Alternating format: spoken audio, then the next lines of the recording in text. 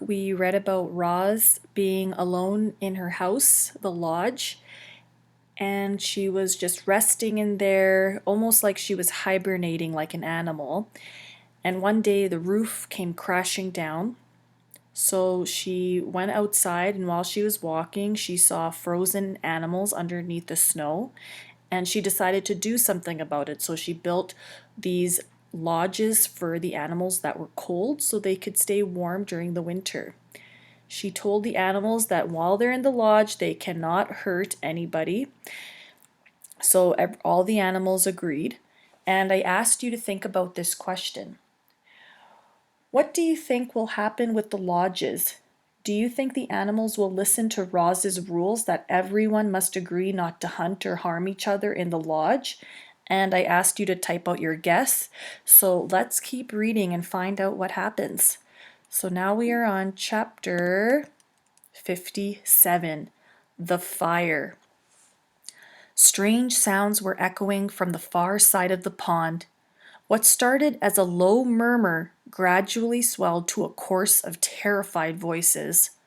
There was an eerie glow in that part of the forest. A thick plume of smoke began rising up from the snowy treetops. Roz charged across the ice and found the second lodge completely engulfed by a raging fire. Frightened animals were running in every direction, fleeing for their lives through the deep snow. "What happened?" shouted Roz as Broadfoot galloped wildly past. "We put too many logs in the fire pit," he said, without stopping. "The flames climbed up to the ceiling." "My baby is still in there," cried a mother hare, pointing at the burning lodge. "Somebody please help." Roz didn't hesitate. She plowed through the snow and ducked into the lodge. Flames and smoke were everywhere.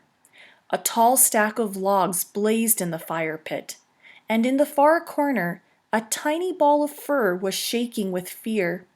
Crouching low, the robot wound her way beneath the smoke and around the flames and gently swooped up the young hare. "Do not worry," Roz yelled over the roar of the fire. "You are going to be okay." She turned to leave, but the doorway had started to crumble. So she shielded the hare with her body and smashed right through the walls of the lodge. Sizzling pieces of wood went flying as the robot and the hare burst outside into the soft snow. "Oh, darling, you're all right," cried the mother hare, pulling her daughter close. "Thank you for saving my baby, Roz." Now that everyone was safely away, the robot turned her attention to putting out the fire. Her glowing eyes darted around as she computed a plan. Then, with all the strength in her legs, Roz launched herself high up in the snowy branches of the nearest pine tree. A moment later, the tree was shaking violently, and heaps of snow were sliding from its branches and pouring onto the flames like an avalanche. Steam hissed up through the smothered mound of snow. The flames quickly died. The snow quickly melted. And within minutes, all that remained was the charred foundation of the lodge. Roz dropped down from the tree and waited as the frightened animals slowly returned. Then she said to them, "Would you like another lodge?" The animals looked at one another, unsure of what to do. Understandably, they were afraid of another fire breaking out, but they were far more afraid of the deadly cold. So they pulled together and worked with Roz and built a bigger, better lodge on top of the old one. It had a taller ceiling and a deeper fire pit. It was made with more rock and less wood, and it had a supply of water for emergencies. But the most important safety features of this rebuilt lodge were the lodgers themselves, who now had a whole new respect for fire. Chapter 58, The Conversations. Thanks to Roz's truce, life inside the nest was mostly harmonious. But when the animals went outside, it was business as usual. Sometimes a lodger wouldn't return. Sometimes a lodger would return in the belly of another lodger. As you can imagine, that made for some awkward moments. So when everyone was gathered around the fire, they tried to keep things pleasant by having conversations like these. I wonder what Bright Bill is doing right now. Chit Chat lay on her back and looked at the ceiling as she spoke.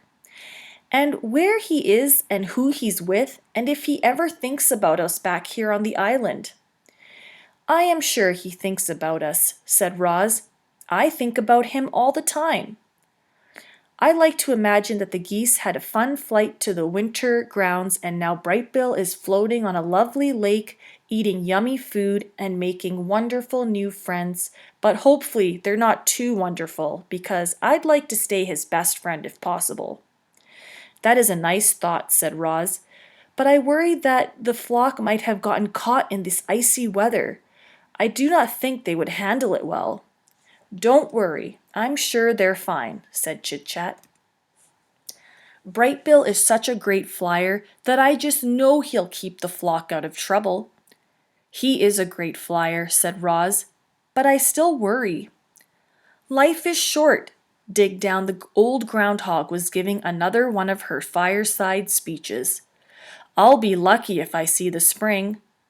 I don't want your pity. I've had a good run. But I'll tell you what, if I could do it all over again, I'd spend more time helping others. All I've ever done is dig tunnels. Some of them were real beauties too, but they're all hidden underground, when they're no good to anyone but me. And they weren't even good to me this winter. Now the beavers, they have it all figured out. They built that beautiful dam, which created a lovely pond that made all our lives better. That must feel mighty good.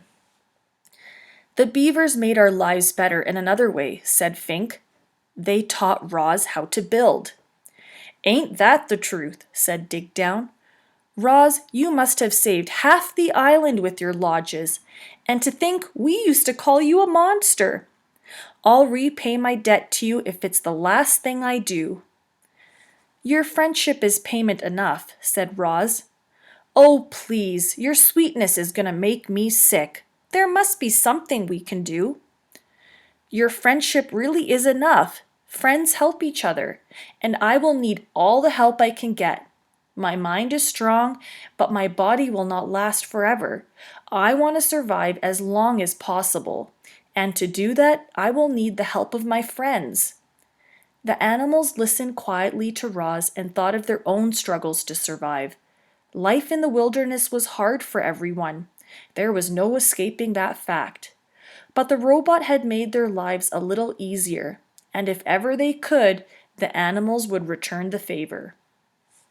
I have seen 93 winters, far more than any of you, Craig the turtle spoke slowly, but everyone always listened to his words.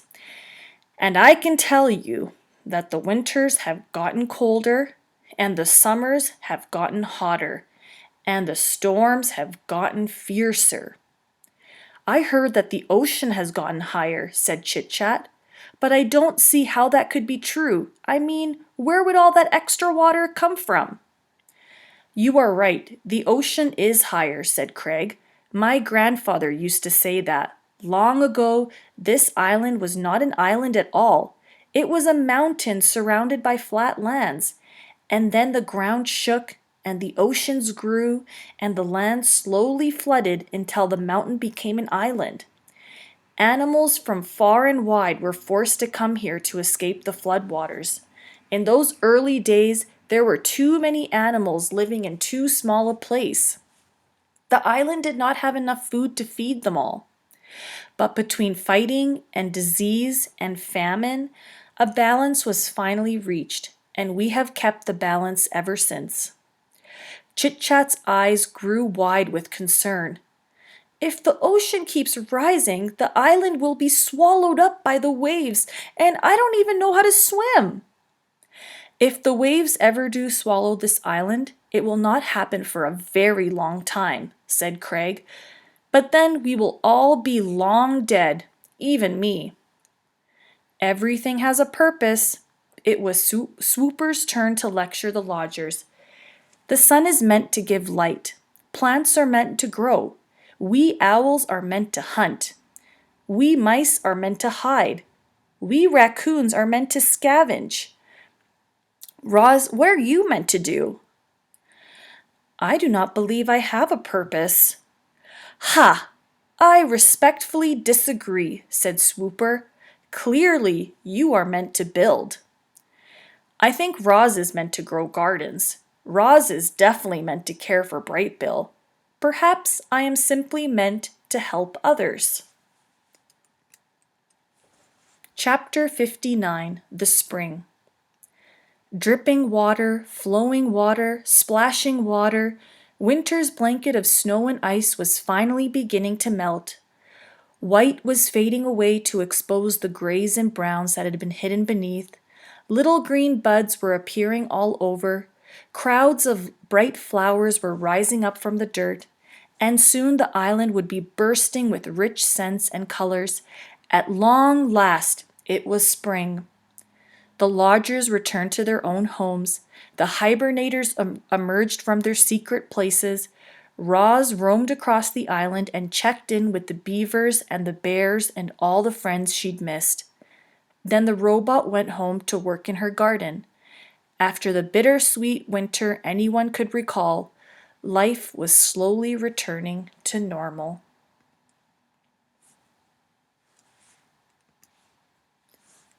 However, it was a quiet spring. There were fewer insects buzzing, fewer birds singing, fewer rodents rustling.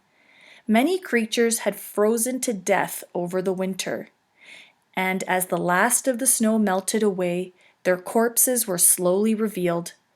The wilderness really can be ugly sometimes, but from that ugliness came beauty. You see, those poor dead creatures returned to the earth. Their bodies nourished the soil, and they helped create the most dazzling spring bloom the island had ever known.